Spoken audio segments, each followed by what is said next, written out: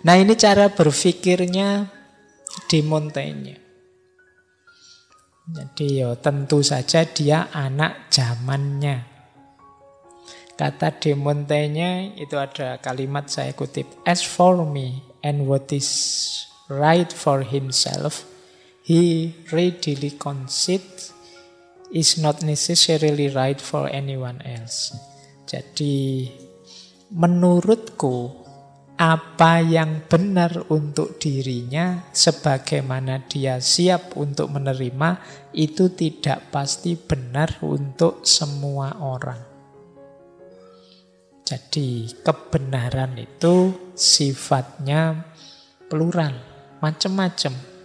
Yang saya anggap benar mungkin kalian nganggapnya tidak pas, tidak benar. Jadi dengan pertimbangan kita masing-masing. Maka cara berpikirnya de Montaigne itu yang pertama apa? Hidup ini mari bebas berpikir dan jiwa yang tenang. Kalau ingin bahagia, bisa berpikir bebas dan jiwa kita damai.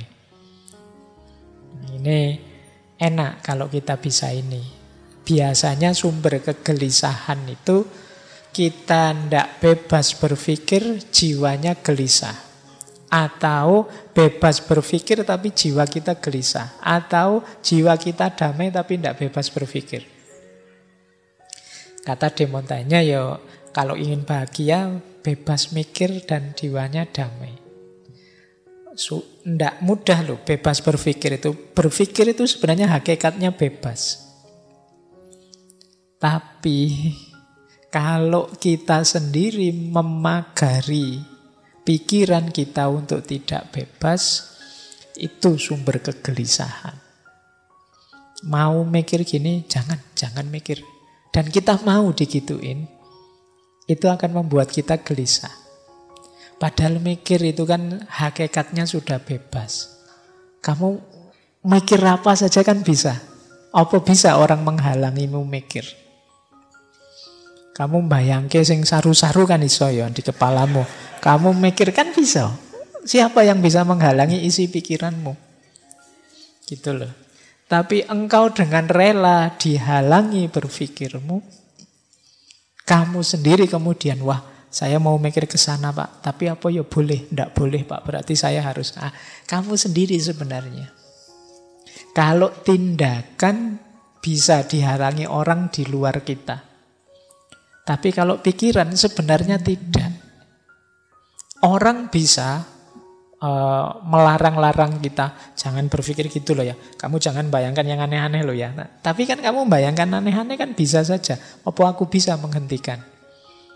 Kalau kamu mau pulang itu kan fisik di luar. Orang bisa menghalangi, jangan pulang. Pintunya ditutup saja biar tidak pulang, bisa. Tapi kalau pikiran apa bisa? Tidak bisa. Yang membuat tidak bebas berpikir siapa? Kita sendiri. Dari mana ketakutan-ketakutan kita? Ketakutan-ketakutan itu bisa diprovokasi dari luar, ditakut-takuti dari luar, itu baru bisa. Jadi yang kita kemudian masuk ke sana. Nah, itu nanti jadi sumber ndak damai katanya de Montaigne. Jadi bebas berpikir, kedamaian jiwa. Yang kedua, yang kita anggap standar benar, salah, baik, buruk, itu hakikatnya adalah konvensi-konvensi dalam budaya di mana kita tinggal. Jadi ini de Montaigne ya. Dan kadang-kadang ngaji itu dipotong-potong terus seolah-olah pikiranku. Ya ndak apa-apa sih, aku jadi seneng, aku ketok hebat banget ngono aku. Kalian yang motong-motong itu kadang-kadang ndak sadar membuat saya seolah-olah hebat sekali. Padahal ini kan saya cuma membunyikan pikirannya para filosof. Jadi ngaji kita ada disclaimer-nya ya. Jadi yang saya sampaikan ini bukan pikiran saya. Kalian menerima apa tidak ya monggo, sesuai konteks hidupmu masing-masing. Saya khawatir levelku dianggap selevel Aristoteles, De Montaigne dan kawan-kawan. Aku cuma mau membunyikan pikiran-pikiran mereka saja. Baik, jadi kata Montaigne ukuran penilaian benar salah, baik buruk itu kuncinya di nilai-nilai sekitar kita, konvensi sebenarnya, kesepakatan-kesepakatan. Oleh budaya sekitar kita disepakati sebagai benar, kemudian ditanamkan ke kita sejak kecil, dengan kacamata itulah kita melihat dunia di sekeliling kita. Itulah mengapa cara pandang kita mungkin beda dengan orang di Amerika, di Eropa, di India. Kenapa? Budaya sekelilingnya berbeda. Jadi ukuran penilaian itu ada dalam nilai-nilai konvensi kesepakatan di sekeliling kita. Ya mudahnya benar salah baik buruk itu lebih ke kesepakatan-kesepakatan sekeliling. Nah ini prinsip kedua. Oke, nanti kalau dipotong kan terus judulnya ternyata benar salah itu hanya kesepakatan saja. Oke, kayak waktu podcast saya bilang, yo saya itu rasanya kayak tersesat di jalan yang benar. Nanti videonya dipotong itu dok. Pak Faiz ngaku sendiri kalau tersesat. Oke, ya wis ora apa-apa lah, sing waras ngalah. Oke, terus ya, yang ketiga, kalau ini sudah sering ya, sudah umum. Kebiasaan-kebiasaan itulah yang jadi karakter kita. Itulah yang nuntun perilaku kita. Jadi kita itu adalah apa yang kita biasakan. Pak, rasanya misalnya ya kita yang muslim ini memang yang benar itu ya agama saya Pak. Nanti agama lain rasanya yang benar ya agamaku. Yang lain agama. Kenapa kok tumbuh rasa seperti itu? Ya karena kita membiasakan diri dengan itu sejak kecil. Gitu loh. Orang di setiap budaya juga begitu. Mereka merasa ya budayaku ini yang luhur. Inilah yang baik, inilah yang benar. Kenapa begitu? Dibiasakan sejak kecil. Jadi kebiasaan itulah yang nuntun perilaku kita. Nah ini nanti jadi titik-titik masuknya di Montaigne untuk melakukan kritik, melakukan skeptik, termasuk mempertanyakan apa iya baik beneran, apa iya luhur secara universal dan lain sebagainya.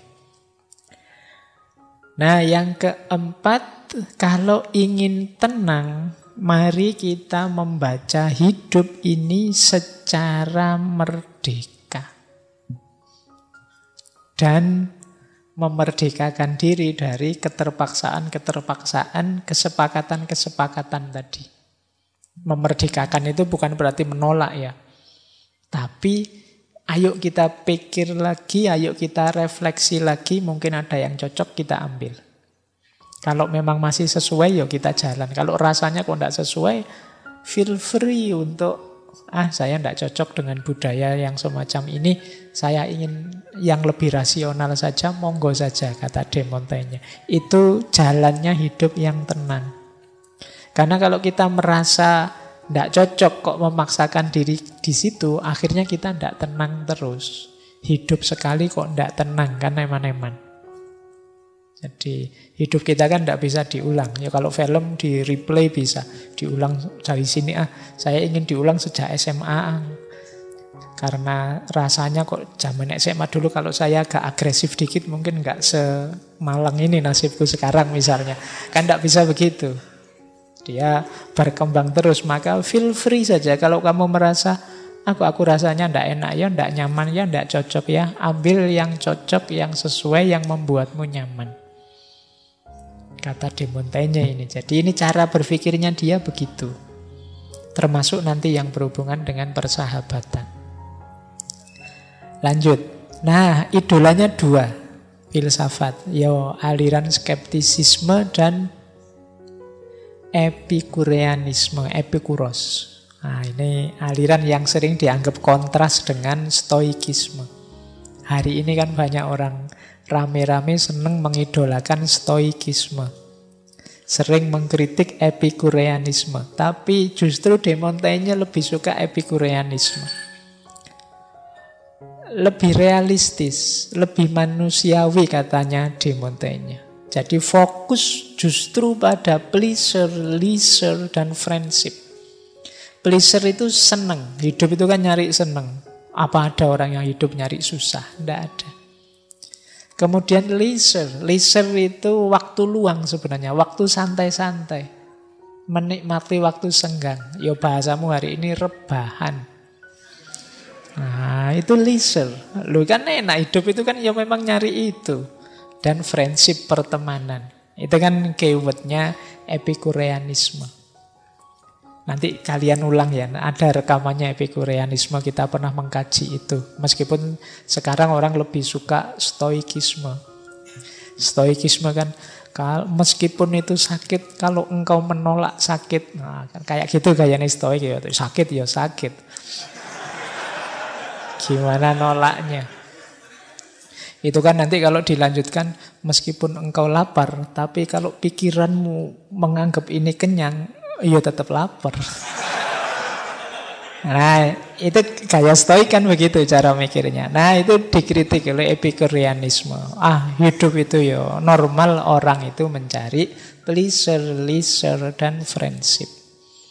Yang masih saya ingat, kesenangan itu ada yang sifatnya natural, necessary, ada yang natural, unnecessary, ada yang unnatural. Natural, necessary itu yang alami dan harus ada, wajib. Makan, minum, pakaian, tempat tinggal. Ini natural, necessary. Alami saja. Makan itu kan ya alami saja. Kalau tidak makan ya lapar. Kalau tidak pakai baju ya dingin. Kalau tidak punya tempat tinggal ya gelandang. Kan cuma itu. Natural. Maka ya kejarlah itu. Ya nanti kalau sudah cuapek tidak dapat baru ini rasa sakit ini. Aku anggap saja tidak sakit, itu baru itu. Tapi kan ya orang mengejar itu kan manusiawi. Nah, ada lagi yang natural tapi unnecessary. Kalau ini, kalau bisa syukur, kalau enggak ya enggak apa-apa. Unnecessary itu misalnya makan enak, makan mewah, itu unnecessary. Jadi makan mewah enggak usah lah, ya makan yang penting kenyang, meskipun angkringan enggak apa-apa. Nah itu, jadi karena apa? Makan mewah itu unnecessary. Tapi kalau duitnya banyak ya jangan pelit. Mosok duitnya banyak angkringan terus, ya sekali-sekali warung yang lain. Meskipun unnecessary. Nah, ada lagi unnatural. Unnatural ini biasanya malah sering bikin ruwet hidup. Misalnya kekuasaan, kemasyhuran, keterkenalan. Itu ada orang menghabiskan uang banyak biar terkenal. Misalnya apa ya? Instagram atau Twitter terus followernya beli misalnya. Pamer kemana-mana, wah aku terkenal, followerku jutaan loh sekarang, padahal beli. Nah, kayak gini kan unnatural, tidak natural lah, cari yang natural saja. Jadi orang itu mencari kesenangan itu manusiawi, mencari leisure, ingin santai-santai manusiawi, dan juga friendship. Ini yang diambil oleh De Montaigne. Jadi hidup tidak perlu rumit-rumit lah, tidak perlu terlalu dalam, asal seneng, santai, dan banyak teman. Nah, kalau teman-teman punya prinsip ini, ayo seneng-seneng, santai-santai, hura-hura bareng teman-teman. Nah, itu epikureanisme. Oke, baik. Meskipun ya nanti kalau dilihat di uraiannya agak dalam, tidak sedangkal itu, tapi intinya itu. Tidak seagung gayane orang-orang stoik. Dan kelompok ini itu yang sering dikejar-kejar pada zamannya.